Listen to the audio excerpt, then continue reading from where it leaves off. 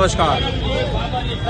बंगाल में क्या कुछ हो रहा है, आज भारतीय जनता पार्टी के नेताओं ने बरेली के दामोदर स्वरूप पार्क में प्रदर्शन के दौरान बताने का प्रयास किया है। बोल रहे गुलशन आनंद, इससे पहले बोलकर जा चुके हैं भारतीय जनता पार्टी के महानगर अध्यक्ष अधीर सक्सेना। बड़ी संख्या में शहर के हिंदूवादी लोग इकट्ठे भी हुए हैं। क्या हुआ है इस मौके पर, आइए देखते हैं संपूर्ण रिपोर्ट। जुड़े रहिए हमारे साथ, देखते रहिए गंभीर न्यूज। वक्फ में चाहे उसे दान करी हो या ना करी हो, चाहे उसके पूर्वज के पास वो जमीन हो या ना हो, मान लो किसी और की जमीन थी वो दान में दिखा देंगे। ये जो मुर्शिदाबाद में हो रहा है, ये ध्यान रहे, ये वक्फ के खिलाफ नहीं हो रहा है। वक्फ एक बहाना है। वहां की डेमोग्राफी बदली जा रही है और डेमोग्राफी अगर आप देखें कश्मीर में बदली गई, केरल में बदली गई। जो हमने विभाजन का दर्द झेला, हमारे परिवार इसके भुगतभोगी हैं।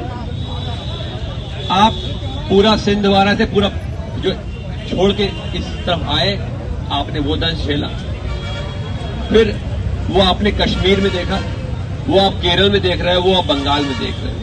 ये रुकेगा नहीं। बहाना कुछ भी हो सकता है, लेकिन ये एक बहाना है डेमोग्राफी चेंज करने का। इस पे आपको अगर अड़े नहीं रहेंगे, लड़ेंगे नहीं, सामने मुखर नहीं होंगे, तो वो वक्त सब दूर नहीं है जब आप अपने घरों से खदेड़ दिए जाओगे। बहुत बहुत धन्यवाद। जय हिंद, जय भारत। मैं ठाकुर हूँ। जिस दिन हमने सोच लिया कि हम सारे लोग हिंदू हैं, और मैं तो चैलेंज करना चाहता हूँ ममता बनर्जी और उनके गुंडों को कि उत्तर प्रदेश में आके दिखाएं। अगर इतनी हिम्मत है तो उत्तर प्रदेश में किसी एक हिंदू के ऊपर उंगली उठा के दिखाएं, तो उनको पता चल जाएगा कि कहाँ रह रहे हैं और कहाँ हम लोग किस तरीके से काम कर रहे हैं।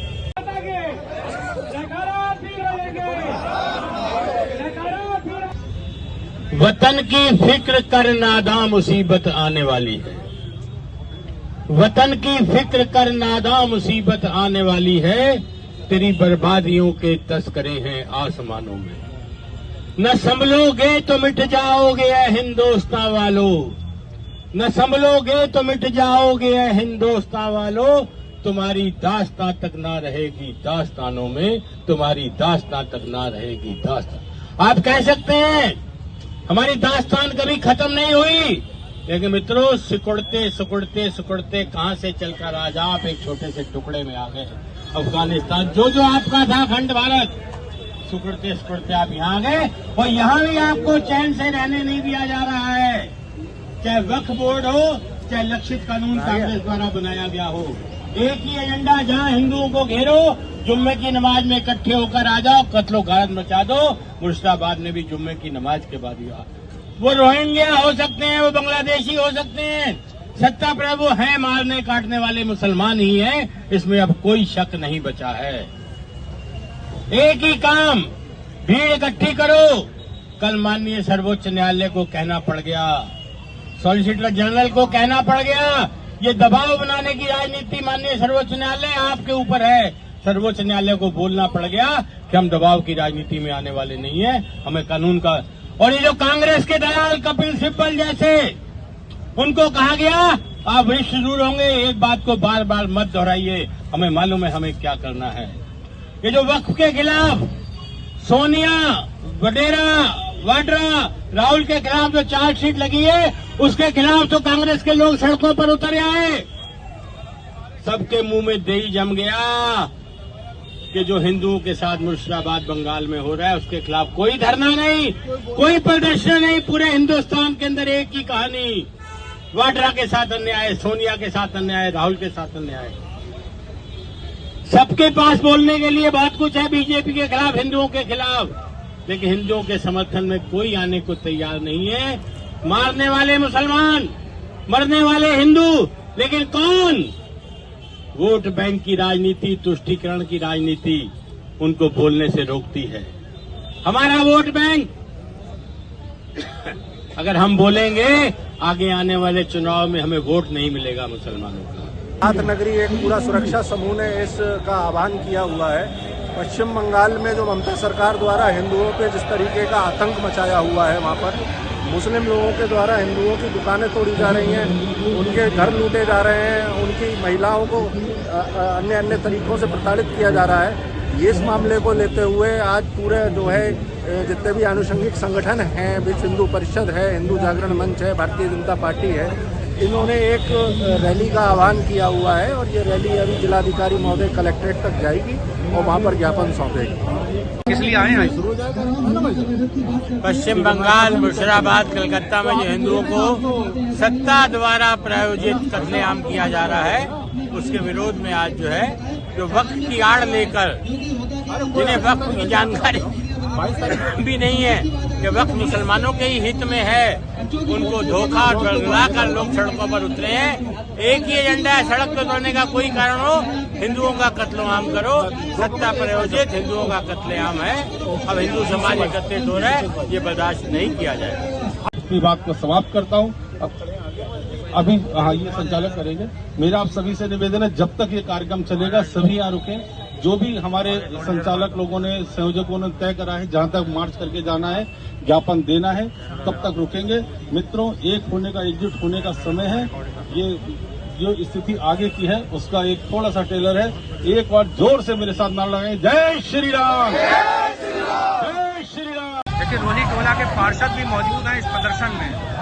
बड़ी संख्या में लोगों को दिखा रहा हूँ जो बरेली में मुर्शिदाबाद की घटना को लेकर प्रदर्शन चल रहा है। ममता बानो हाय हाय, ममता बानो हाय हाय,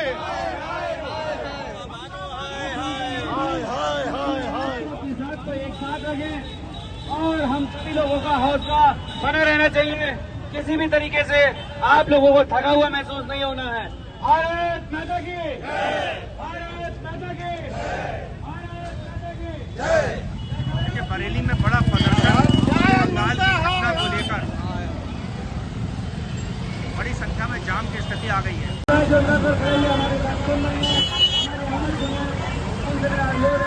मित्रों नमस्कार, हम मौजूद है बरेली कलेक्ट्रेट अर्थात जिला मुख्यालय गेट के ठीक सामने। अभी कुछ देर पहले बंगाल की मुख्यमंत्री ममता बनर्जी का पुतला फूंका गया है। उससे पहले एक सभा भी हुई है सेठ दामोदर स्वरूप पार्क में। इस पार्क में बंगाल के मुर्शिदाबाद की घटना को लेकर तरह तरह की बातें हुई हैं, चर्चाएं हुई हैं, भाषण हुआ है और कहीं न कहीं ममता सरकार पर कई गंभीर आरोप भी लगाए गए हैं। लेकिन एक नारा भी गूंजा है, एक रहोगे तो नेक रहोगे, बटोगे तो कटोगे।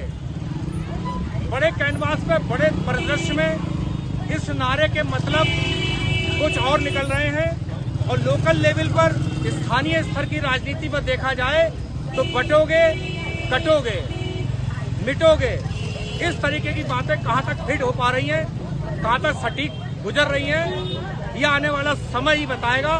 फिलहाल हम आपको दिखाने जा रहे हैं बरेली के जिला मुख्यालय पर क्या हुआ है। देखिए हमारी खास रिपोर्ट।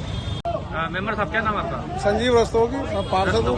ये क्या कहना चाहेंगे, आज कलेक्ट्रेट आए हैं आप? ये जो कत्लेआम हो रहा है हिंदुओं का, बांग्लादेश में हुआ था तो ये हो गया था कि दूसरी देश है, हम वहाँ पर वो विरोध नहीं कर सकते।